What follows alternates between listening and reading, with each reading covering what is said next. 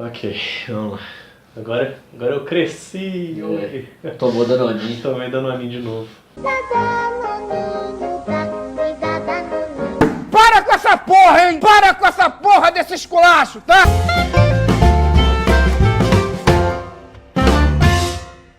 Começando mais um D20 Lab aqui, hoje trouxemos um assunto diferente do que a gente está acostumado aqui. A gente não trouxe lista pra variar, a gente pegou... É uma lista, mas não é uma lista, né? Não é uma lista nossa. A gente pegou o assunto sobre a Pixar.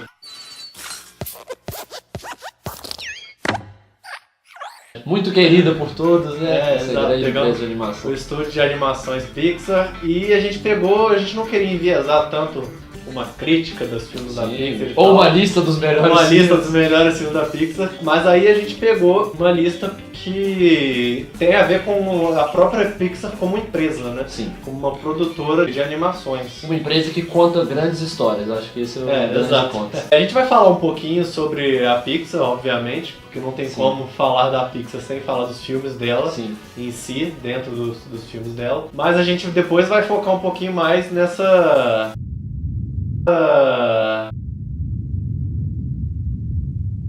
Fala o que você quer de uma vez, caralho! Nessa lista que a Pixar faz, que são as regras que eles têm dentro da política da empresa para criar. Para criar boas narrativas, criar boas histórias. Algumas delas a gente trouxe para esse vídeo. E são muito legais e vale pra vida, porque todos nós gostamos de contar histórias. O ser humano gosta de contar histórias. Então, assim, e a Pixar já ensina uma base que... Que muito antes disso tinha com a Disney, mas não da mesma forma. Sim, tem diferença. Mas que a Pixar deu uma aprimorada nisso sem se repetir, que foi inovador para o estúdio de animação.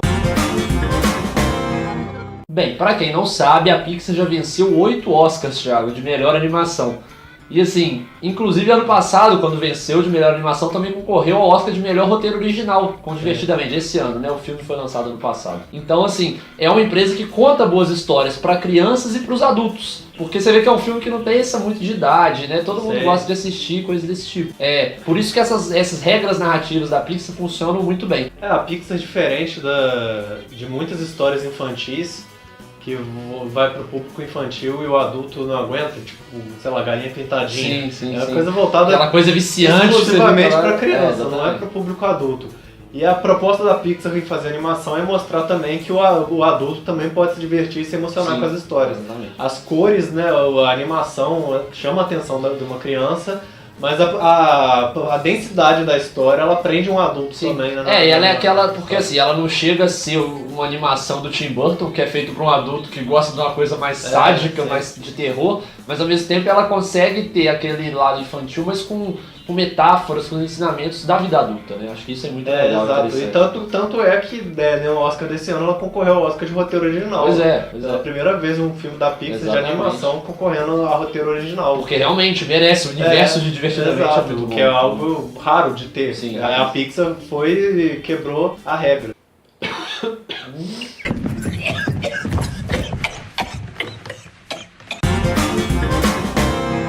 Bem, e a Emma Coates, que é uma das criadoras de storyboards da Pixar, Thiago, ela divulgou no Twitter uma vez as 22 regras narrativas da produtora, né? Que são o quê? São alguns conselhos que ela observou e que a empresa também deu para ela durante os anos de trabalho sobre como construir boas histórias. Então, você vê como é que eles têm toda uma dinâmica, uma didática para ter o padrão de qualidade, né?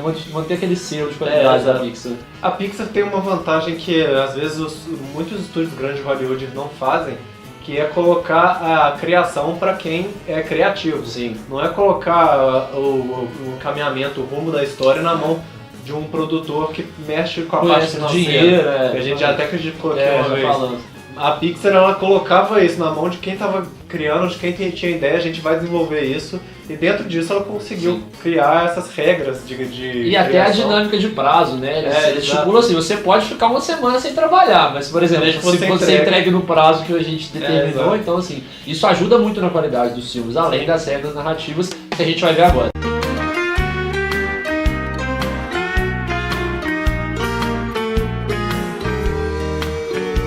Bem, e segundo as regras da Pixar, a gente tem por costume em filmes e histórias, naturalmente, admirar mais os personagens pelas tentativas do que pelo sucesso, né, Thiago? Regra número 1. Um personagem deve se tornar admirável pelas suas tentativas mais que pelo seu sucesso. Pela aquela questão de correr atrás do que quer mesmo que não seja bem sucedido, né? Isso é engraçado isso, porque é algo assim que eu acho que a gente... Diariamente a gente sente isso. Sim. Quando uma pessoa tem muita coisa sem ter esforço, tá, vale tanto pra gente quanto pelos outros. A gente ou não valoriza essa pessoa porque ela conseguiu tudo sem esforço, ou a gente não valoriza o que a gente ganhou porque a gente ganhou sem esforço. A gente fala, foi fácil, foi sei lá o quê. É do ser humano isso. E a Pixar percebeu isso pra contar a história. Sim. Ela percebeu isso que, por que eu vou contar a história de uma princesa que tem uma vida linda? Já tá tudo lindo, ganha.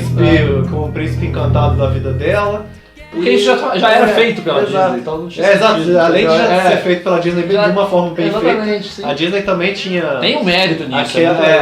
Aquele ciclo da jornada do herói, sim, a Disney usava isso, a Pixar pegou uma maneira muito mais humana de contar a história. Ela segue esse ciclo da jornada do herói, mas ela coloca as questões muito mais humanas, o esforço do personagem, as coisas... E acho que em alguns filmes isso fica bem claro. Por exemplo, Universidade de Monstros. O Michael Wazowski, a gente acaba se identificando, claro, já existe uma identificação com o Monstros S.A., mas assim, pegando o filme separadamente, o Universidade de Monstros, ele fica falhando o tempo todo durante o filme. Ele fica falhando e você acaba se reconhecendo nele, ganhando uma admiração ainda maior pelo personagem, sabe? Enquanto o Sully já era o bem-sucedido. Então você não se apega tanto a ele no começo do filme. Sim. Você começa a se apegar a ele quando você vê que ele é amigo do Michael Wazowski, que os dois juntos tentam superar o Exatamente, e eles acabam falhando muito durante o filme. Então, assim, você aquelas falhas acabam ajudando. E também tem outros, o próprio Toy Story, o Woody, em alguns momentos, ele tem aquilo de querer ser o brinquedo favorito. Sim, a hora que o Buzz chega. Exatamente, ele tem que tenta agredir. Até um pouco também de ser humano de ter ciúme, de quando chegar algo melhor. A melhor, entre aspas, né, na cabeça dele. É diferente, né? Assim, a própria alegria no Divertidamente, ela tem aquela coisa idealizada de que ela controla a Riley. A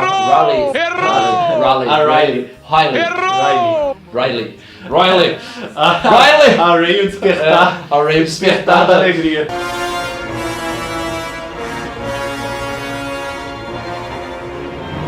O que acontece é isso, a Pixar consegue muito bem essa dinâmica de fazer a gente identificar com os personagens. Sim, e inclusive no próprio Divertidamente você vê isso porque a questão humana da gente querer, é até uma crítica isso, da gente querer sempre estar feliz, estar alegre e tal. Sim. E ali no Divertidamente eles mostram o quão essencial é a alegria. A tristeza, quer dizer. O quão essencial é a tristeza na cabeça da Riley. Exatamente. Porque tem as misturas de sentimentos e tal, e quase sempre precisa da tristeza ali pra compor. Aquele pessoal que fez um diagrama até das misturas, a raiva com isso, daquilo, eles colocaram a tristeza com a alegria da nostalgia. Porque a nostalgia é um sentimento que você gosta de ter, mas te dá aquela melancolia, assim, de aquele tempo e tal. Então é uma lição da Pixar já pra nossa forma de viver. E eu diria que talvez seja o filme dela que mais tem a ver com a própria proposta da Pixar. De mostrar isso de esforço e tal. Por que não mostrar isso dentro da nossa mente, né? É o mais ousado até. A segunda regra da Pixar que a gente colocou aqui não é a segunda da lista. A gente não pegou todas. A gente pegou algumas, depois a gente vai fazer mais vídeos trabalhando em cima disso. A gente vai disponibilizar aqui no link também, aqui no post pra você, se você quiser ler todas as regras, a gente coloca também. Que a segunda regra saiba o final. Excuse me, spoiler alert! Regra número 7. Crie o final antes de saber como será o meio. Finais são difíceis, então adiante o seu trabalho. Saiba o final da história. Saiba onde você quer chegar. Saiba o final da história que você quer contar. Isso vale pra tudo na vida, né? Você fazer as coisas sem ter um objetivo, você normalmente dá tiro pra todo lado e não acerta lugar nenhum. E pra história não é diferente. Claro. A gente mesmo já teve uma experiência assim de quando na faculdade a gente foi escrever um roteiro com curta, a gente sabia o final, a gente sabia exatamente como o filme ia acabar e o roteiro flui muito mais, porque você sabe o que você tem que jogar ao longo da história pra ir jogando pitadinhas na cabeça da pessoa. Você constrói os personagens de uma forma que tudo que ele faça vai direcionar ao final dele. Então pra quando acontecer não ser uma surpresa pra pessoa, pra ser aquela surpresa do tipo, nossa, tava na minha cara o tempo todo. Sim. E a Pixar faz isso. Sim. Ela instrui todos os funcionários a fazer assim, não, pensa numa história, mas a gente já... Antes de ter o início e o fim, a gente já tem que saber o final. Vamos fazer uma história sobre isso. O meio, no caso. O início e o meio. A gente já tem que ter o final. Vamos fazer uma história sobre isso, sobre carros. Aquela bosta. Pegamos o pior exemplo, mas tá. Acho que ele lá eles o fizeram bem a lista, eles seguiram bem. É uma ideia diferente, fazer sobre carros. Aí pensaram assim, vamos pensar então no final, onde a gente quer chegar. Porque aí você constrói toda a história para chegar nesse final. E pra ficar tudo amarradinho, sem ponta solta, o mínimo possível. Outra regra muito interessante é uma que diz: regra número 20. Divida em pedaços um filme que você não gosta e o reconstrua de forma que ele se torne um bom filme, na sua opinião. Olha que legal, Thiago. Esse exercício é muito bom, porque além de ser um exercício de criatividade, é um exercício de disciplina. Sim, você tem que pegar um filme de 2 horas, 2 horas e meia. Pensar que tudo... No mínimo 1h30, você tem que pensar o que errou nesse filme. Você faz a lista. Errou X, Y, Z, A, B, C. E você vai ter que Você vai ter que reconstruir isso de uma forma que funcione. Eu tenho um amigo que até fez isso com o Hobbit. Ele pegou o primeiro Hobbit e montou. Fez uma montagem diferente. Editou, não fez o roteiro, ele pegou o filme em si e editou pra ser uma história de acordo com o que ele queria, dentro das limitações do que ele tinha ali já em imagem. Claro. Porque se você vai reescrever o roteiro inteiro, você pode fazer o que você quiser, mas ali, como ele tinha que fazer com o que ele tinha, ele baixou a versão estendida e fez isso. É um exercício bacana. Ele fez até correção de cores em algumas cenas e o resultado ficou muito bacana.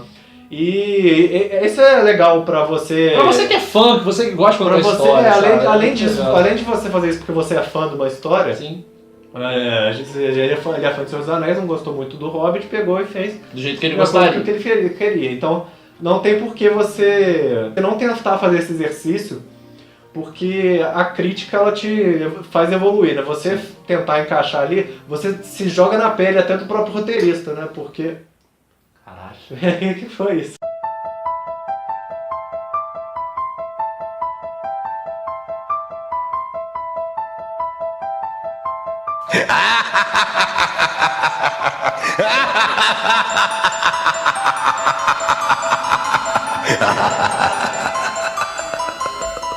A quarta regra que a gente colocou aqui da Pixar é uma bem interessante, que ela diz sobre quando você criar um personagem, tente jogar esse personagem para o lado oposto. Faça esse exercício criativo de imaginar como seria esse personagem do lado oposto. Regra número 6. No que os seus personagens... Para com essa porra, hein! Algo que é muito fácil de fazer, por exemplo, com Star Wars. Claro. Star Wars, os próprios fãs fizeram isso quando tinha o universo expandido, antes da Disney comprar e tal, que o Luke ia pro lado negro, depois de um tempo. E até nos filmes mesmo, eles trabalham muito essa ambiguidade do lado negro, lado bom. Você consegue ver o protagonista flertando com o lado negro. Exatamente. E isso é um exercício criativo muito bom, porque você constrói seu personagem inteiro. Exatamente. Porque um personagem incrível, ele não pode ser 100% bonzinho. Exatamente. Tanto que nem o Superman é mais assim. O Superman surgiu dessa forma, como sendo um personagem 100% bonzinho, que todo mundo adorava. Chato pra caramba. Ele hoje é um personagem que tem os seus conflitos internos. Claro. E isso humaniza muito o personagem, a Pixar já faz isso. Você vê, por exemplo, na Pixar ela trabalha muito com o anti-herói em alguns momentos. Sim. O Buzz, por exemplo, é um anti-herói no início do primeiro Toy Story. O próprio Sully no Universidade de Monstros. Então, assim, ele trabalha com essa questão de você ter essa ambiguidade, jogar ele um pouco pra lá, um pouco pra cá. Então, o próprio Woody, ele tem alguns momentos que ele quer meio que uma vingança do Buzz, sabe? Até a própria alegria. Sim. Por mais que ela não tenha aquele semblante de malvada, ela quer tirar a tristeza, ela colocando tristeza dentro de um círculo, ela tá fazendo uma maldade de certa forma. Então você vê que às vezes você joga seu personagem pro lado negro, dele, você consegue achar até comportamentos que seriam viáveis para ele, sem acabar com... E até a questão de humanizar, né? Sim, porque assim, o ser humano não é totalmente bom nem totalmente ruim. Sim. Então assim, a gente tá... Mais uma vez a Pixar entra nisso, esse mérito de exato. fazer essa junção para transformar um boneco, um brinquedo, um monstro em mais próximo do ser humano. Então... E isso acaba entrando dentro dessa regra deles de tentar pensar como seu personagem. Sim. Você pensa, pô, se eu fosse esse personagem, como você se sentiria? Como eu me sentiria nessa exatamente. situação? Como eu me sentiria sendo um boneco que tem que fingir que não tem vida quando o meu dono chega no quarto? E aí chega outro boneco que tá no meu lugar de outro, exato. E eu gosto de ser um boneco, e como todo boneco... E eu gosto de ser o favorito, sabe? Tem isso, todo ser humano gosta de ser o favorito. E como todo brinquedo, eu quero que brinquem comigo. Então você começa a se colocar na pele do... É o trabalho até de um ator, né? Claro. O ator que, por exemplo, o Heath Ledger, quando fez o Coringa, ele se trancou num quarto e se comportava como Coringa. O próprio Jared Leto, agora recentemente, falou que ele saía na rua assustando as pessoas. Tá barato, morto. Então, camisinha usada. Então esse trabalho que os atores já fazem, então, acho que tem um bom tempo já, técnicas de teatro, Stanislavski que já passava esse tipo de técnica que o Robert De Niro faz. E então isso, a Pixar pegou isso e falou, pô, por que não usar isso para construir um personagem? E a quinta regra que a gente separou aqui é uma regra muito interessante, né, Thiago?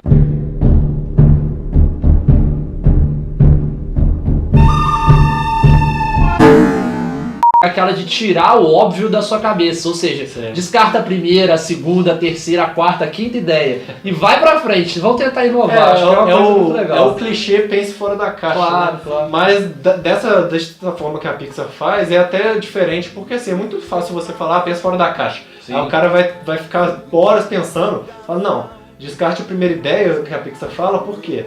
Porque normalmente quando você vai ter essas ideias, você escreve tudo que você pensa. Você já tem referências. Você tem suas referências e bota suas referências junto com as outras coisas e vai bolando um monte de coisa em cima disso. Que a criatividade não é bem criar.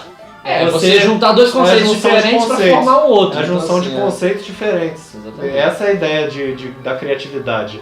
Então quando você começa a não se apegar a essas primeiras ideias, a tendência é você ir aprimorando elas, porque você não está apegado. Se você apega, você vai ficar, nossa, mas eu vou mudar essa ideia. Ainda mais quando você vai... mas pode melhorar, entendeu? Ainda mais quando você vai criar uma história, que ainda mais uma animação, que você já tinha vários filmes da Disney, já tinha outras coisas. Então assim, você tem que criar algo totalmente novo. Se for a primeira, é natural a sua mente te estimular a ir para um caminho já existente. Então assim, por isso que eles dão essa dica de ir para outras ideias, não é na primeira nem na segunda, sabe? Às vezes você pode até voltar para a primeira, você vai ver assim, poxa, não era tão, mas a princípio descarta, para você dar abertura para outras coisas aparecerem. Acho isso interessante.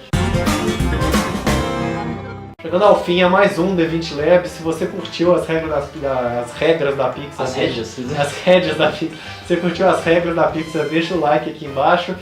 Se você quiser ler todas elas, quem sabe até usar delas para trabalhar, você que trabalha com criatividade. Com narrativas. É interessante você ver, o link está aqui no post para você ler.